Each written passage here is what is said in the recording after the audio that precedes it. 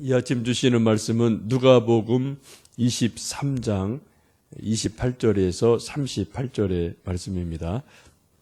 누가복음 23장 28절에서 38절의 말씀 합독하시겠습니다. 예수께서 돌이켜 그들을 향하여 이르시되 예루살렘의 딸들아 나를 위하여 울지 말고 너희와 너희 자녀를 위하여 울라. 보라, 날이 이르면 사람이 말하기를 잉태하지 못하는 이와 해산하지 못한 배와 먹이지 못한 젖이 복이 있다 하리라. 그때 사람이 산들을 대하여 우리 위에 무너지라 하며 작은 산들을 위하여 우리를 덮으라 하리라. 푸른 나무에도 이같이 하거든 마른 나무에는 어떻게 되리요 하시니라. 또 다른 두 행악자도 사형을 받게 되어 예수와 함께 끌려가니라. 해골이라 하는 곳에 이르러 거기서 예수를 십자가에 못 박고 두 행악자도 그렇게 하니 하나는 우편에 하나는 좌편에 있더라. 이에 예수께서 이르시되 아버지 저들을 사하여 주옵소서. 자기들이 하는 것을 알지 못함이니이다 하시더라. 그들이 그의 옷을 나눠 제비 뽑을새 백성은 서서 구경하는데 관리들은 비웃어 이르되 저가 남을 구원하였으니 만일 하나님이 택하신 자 그리스도이면 자신도 구원할지어다 하고 군인들도 희롱하면서 나와 신포도주를 주며 이르되 내가 만일 유대인의 왕이면 내가 너를 구원하라 하더라. 그의 후에 이는 유대인의 왕이라 쓴 패가 있더라. 아멘. 예, 오늘부터 토요일까지 고난주간 특별 새벽 기도회를 하게 됩니다. 함께 동참해 주셔서 감사드리고요. 이번 주간에는 예수님께서 십자가에 달려 계시는 동안 하신 말씀이 7말씀이 있으신데 그것을 흔히 우리는 가상 7원이라고 이야기를 합니다.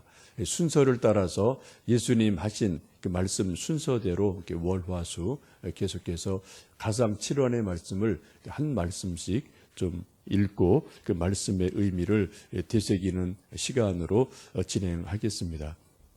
7마디 한 말씀 한 말씀이 짧은 말씀이지만 그 속에는 정말 예수님이 하고 싶으셨던 깊은 말씀 또 영적인 의미 우리가 이 시대에 다시 묵상하고 새겨야 될 말씀들이 정말 말 그대로 무궁무진하게 깊이 숨어 있음을 보게 됩니다.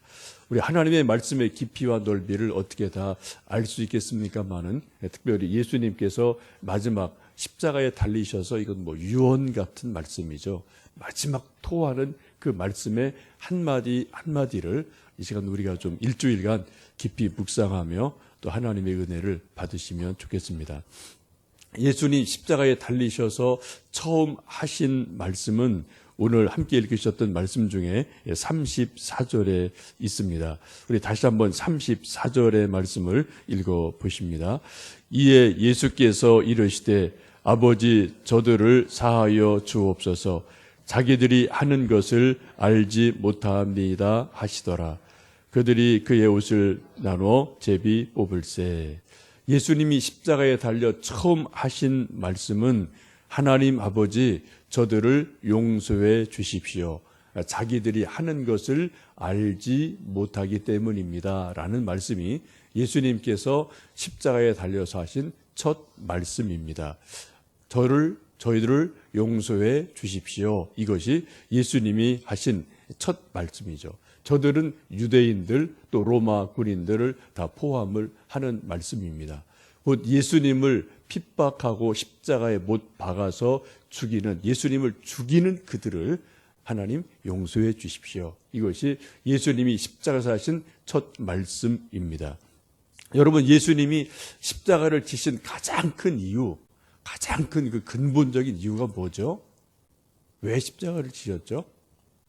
한마디로 말씀드리면 우리 인간의 죄를 구체적으로 나의 죄를 용서하시려고 십자가를 지신 겁니다. 그렇죠? 근데 이것이 상당히 어떻게 보면 피상적이 될 때가 있어요. 예수님이 우리 인류의 죄를 용서하시려고 십자가를 지셨다. 오케이. 근데 여러분 이렇게 조금 더 구체적으로 누구를요? 바로 나의 죄를 용서하시려고 십자가를 지셨습니다. 근데 그 인류의 죄 가운데는 예수님을 핍박하고 죽이는 당사자인 로마 군인 또 유대 지도자들도 물론 다 포함이 됩니다. 그런 사람들은 예수님을 직접 육체적으로 죽였으니까 우선 괄호에 놓고 이 사람 빼고 나머지 사람 이게 아니란 말이죠. 예수님을 직접 죽이는 그들도 포함해서 우리 모든 인류의 죄를 또 구체적으로는 나의 죄를 담당하고 용서하시기 위해서 십자가를 지셨습니다. 흔히 우리는 하나님을 사랑이 하나님이라고 이야기합니다. 요한복음 3장 16절의 말씀처럼 하나님이 세상을 이처럼 사랑하사 독생자를 주셨으니 이는 저를 믿는 자마다 멸망치 않고 영생을 얻게 하려 하심이라 라고 말씀합니다. 여러분 사랑하면 여러 가지 일들이 현상들이 나타나게 됩니다. 여러분 사랑하면 가장 먼저 일어나는 현상 어떤 마음의 현상 또 실제적인 삶의 모습 이런 것들이 뭐가 있을까요? 그게 사랑하면 첫 번째는 줍니다. 자꾸 뭔가 주고 싶어요. 그래서 우리 젊은이들이 연애를 하고 사랑에 불붙으면은 자꾸 뭐 주거든요. 뭐 선물을 주고 꽃을 주고 또 반지를 주고 마음을 주고 물질을 주고 하여튼 사랑하는 만큼 자꾸 뭔가를 주고 싶은 마음이 생겨나게 됩니다. 근데 그 주는 것도 어떻게 해요? 조건 없이 주는 일이 점점점 많아져요. 사랑이 적으면은 자꾸 조건이 붙어요. 뭐 때문에. 근데 사랑이 정말 온전한 사랑이 되면은 아무런 조건이 붙지를 않습니다.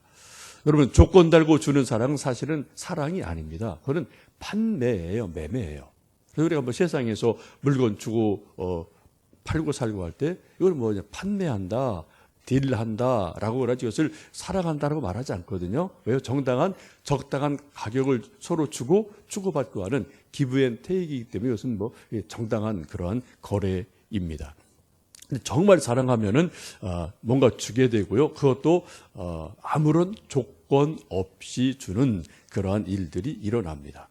아마 그런 조건 없는 사랑의 가장 대표적인 것이 이 세상에서는 뭐 부모님의 자식을 위한 사랑이지요. 거기는 기본적으로 조건이 없습니다. 물론 가끔 우리가 자녀들에게 공부 잘하면 뭐 사줄게, 뭐 옷 사줄게 이런 말을 하지만 격려나 좀 도전을 주기 위한 것이고요. 정말 우리 부모들의 마음속에는 그런 것을 뛰어넘어서 믿지고 들어가는 거죠. 그냥 조건 없이 사랑하는 사랑이 우리에게 있습니다.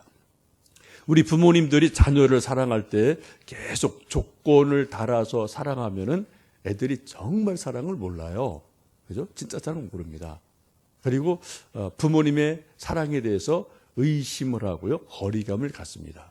여러분도 그러지 않으셨습니까? 우리 젊었을 때 10대 때 눈치 백단입니다. 애들 뭐 딱 보면 알아요. 말 한마디 또 행동 딱 보면은 정말 엄마 아빠가 나를 그냥 있는 그대로 사랑하는구나 아니면 조건부로 사랑하는구나. 그건 뭐 눈치 백단이죠. 뭐 우리도 알고 그들도 대부분 다 이건 알거든요. 그러니까 이렇게 뭐 영적인 존재이기 때문에 그건 알게 되어 있습니다. 만약 우리가 자녀들을 사랑하는데 공부 잘하니까 내 말 잘 들으니까 또 뭐 어디 좋은 직장 갔으니까 제 밥벌이 잘하니까 출세했으니까 그래서 나는 너를 사랑해라는 마음이나 그런 언행이 나오면 자녀들 불행한 겁니다. 진짜 부모님의 온전한 사랑을 못 받은 거예요. 그죠? 잘하기 때문에 인정받은 거예요. 사랑받는 게 아니라 인정받은 거죠. 여기서 진정한 사랑이 있을 수 없고요. 진정한 행복도 있을 수가 없습니다. 여러분 정말 진짜 진심으로 사랑하면은 조건이 다 없어져요. 조건을 넘어가게 돼 있습니다. 여러분 하나님이 우리를 사랑하시는 게 우리 조건 때문에 사랑하셨나요? 내가 공부를 잘해서 내가 키가 커서 내가 뭐 똑똑해서 사랑하셨나요? 아니요. 우리 하나님은 저나 여러분 우리 인류를 사랑하실 때 그런 조건을 다 깨뜨리시고 아무런 조건 없이 있는 그대로 잘나면 잘난 대로 못나면 못난 대로 우리 있는 그대로 받아주셨기에 하나님의 사랑이 거기에 있고요. 또 우리가 이만큼 살 수가 있습니다. 하여튼 사랑하면 첫 번째는 조건이 없다. 조건 없는 사랑이 있다라는 것이고, 그것이 바로 십자가의 사랑으로 나타나게 됩니다. 두 번째는 진짜 사랑하면은 용서가 있어요.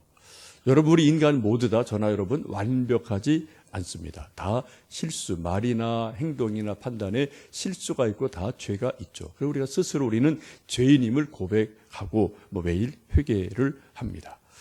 우리 아담의 후손은 원래 그래요. 다 죄가 있고 범죄가 있고 실수가 있습니다. 이것을 한마디로 말씀드리면 이게 원래 법칙이에요. 원래 법칙. 우리 인간은 원래 그런 겁니다. 죄가 있고 허물이 있고 실수가 아주 많습니다. 그런데 여러분 다 스스로가 인정을 해야 되고, 다른 사람이 그런 것도 우리가 그럴 수 있다고 인정을 해 주셔야 돼요. 그리고 정말 사랑을 하게 되면은 그러한 실수나 범죄에 대해서 용서하는 일들이 일어나게 됩니다.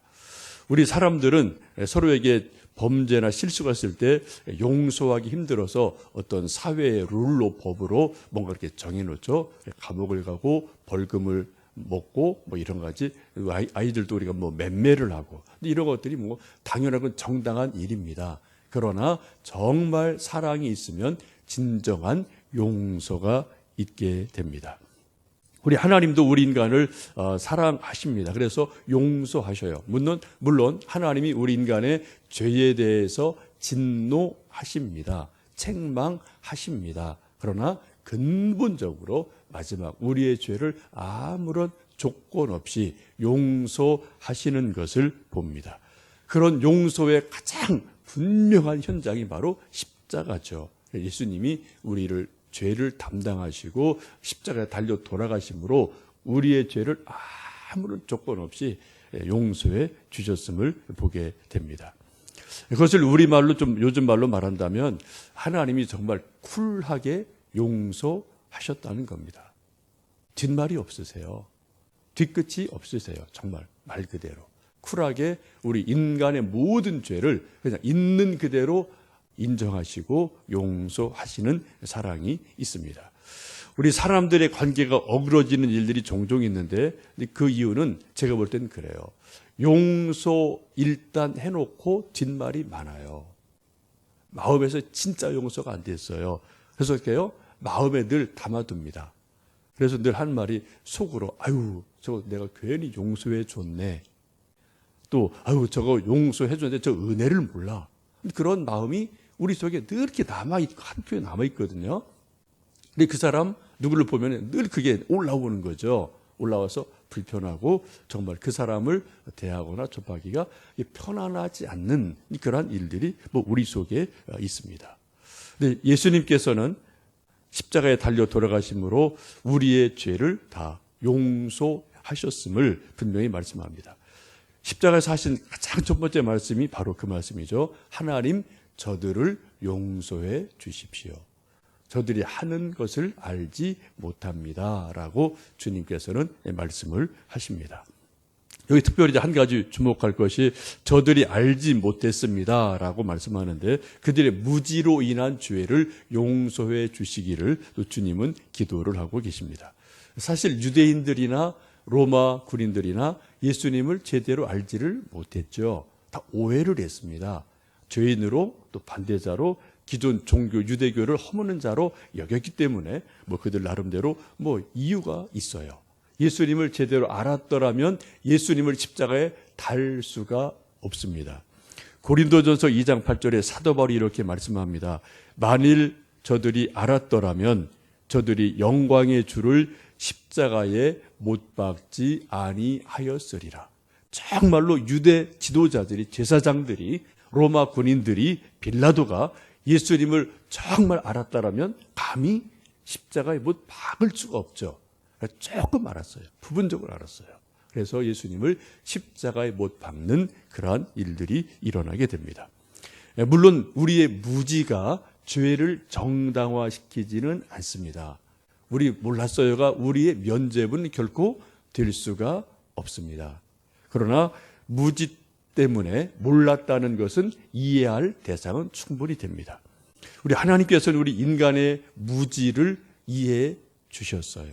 그리고 용서를 해 주셨음을 보게 됩니다. 오늘 예수님이 십자가에 달리셔서 하신 첫 번째 말씀은 하나님 아버지 저들의 죄를 용서해 주십시오. 저들이 하는 일을 알지 못하기 때문입니다. 라고 말씀을 하십니다. 여러분, 용서가 예수님이 하신 첫 말씀이세요.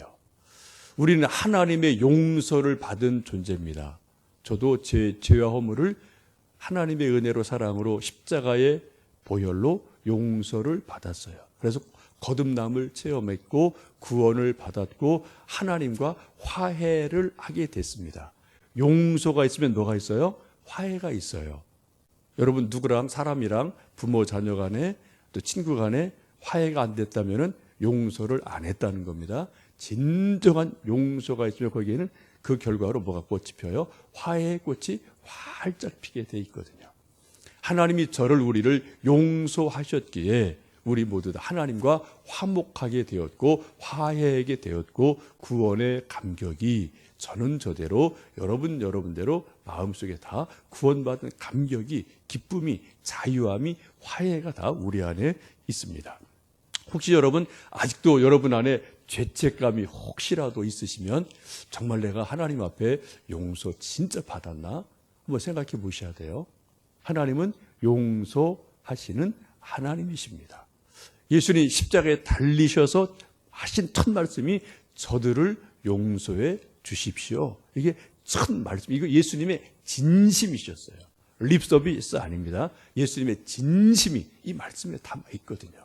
용서하시는 하나님이십니다. 첫 번째, 우리는 하나님의 용서를 받은 사람들입니다. 두 번째, 하나님의 용서를 받은 사람은 누구를 용서할까요? 내가 나를 용서하게 됩니다. 여러분 가만히 보시면요, 세상에 내가 나를 용서하지 못하는 사람 엄청나게 많아요. 자기에 내렸던 실수, 자기 범죄, 인간 완벽 가정에 다 뭐 실수나 다 죄가 없는 사람 없죠. 그런데 그런 것을 자기 스스로가 자기를 용서를 못해요.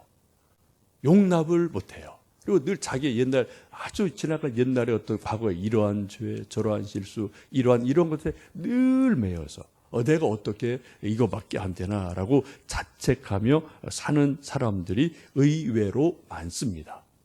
스스로 옥을 만들어 놓고 그 틀에서 그냥 벗어나질 못해요. 스스로가 벗어나지 못해요.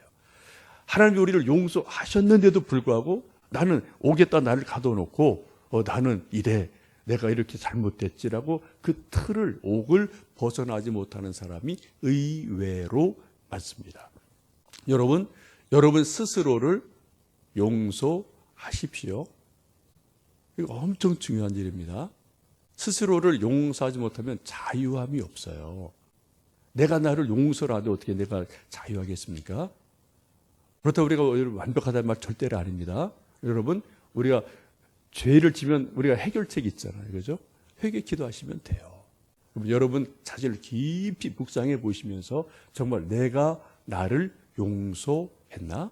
내가 나와 화해하고 있나? 깊이 묵상을 해보시면 좋겠습니다.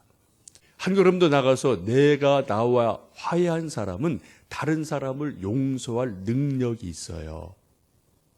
다른 사람을 어떤 경우라도 용서하고 화해할 수 있는 힘이 일어나게 됩니다. 하나님의 사랑은 용서에 있습니다. 하나님은 우리 모든 인류의 죄를 다 용서하셨습니다. 그 사랑받은 우리는 내가 나를 사랑해야 될 줄 알고요. 또 나가서 내가 누군가를, 내 마음에 안 드는 누군가를, 그 사람을 용서할 때 그때 비로소 하나님의 사랑이 온전히 이루어짐을 믿게 됩니다. 바로 거기에 하나님의 사랑이 있고 예수님 십자가에서 처음 하신 말씀, 아버지 하나님 저들을 용서해 주십시오 라는 예수님의 절규가, 예수님의 사랑이 바로 그 말씀 안에 있음을 생각합니다. 이 아침 다시 한번 기도하실 때 정말 우리가 하나님의 용서받은 사람인 것을 깊이 생각하시고 느끼시고요. 자유함, 감사가 있으시면 좋겠고 내가 나를 또 내가 누군가를 용서하시는 큰 기쁨, 자유함을 누리시는 은혜가 있기를 간절히 원합니다. 기도하겠습니다.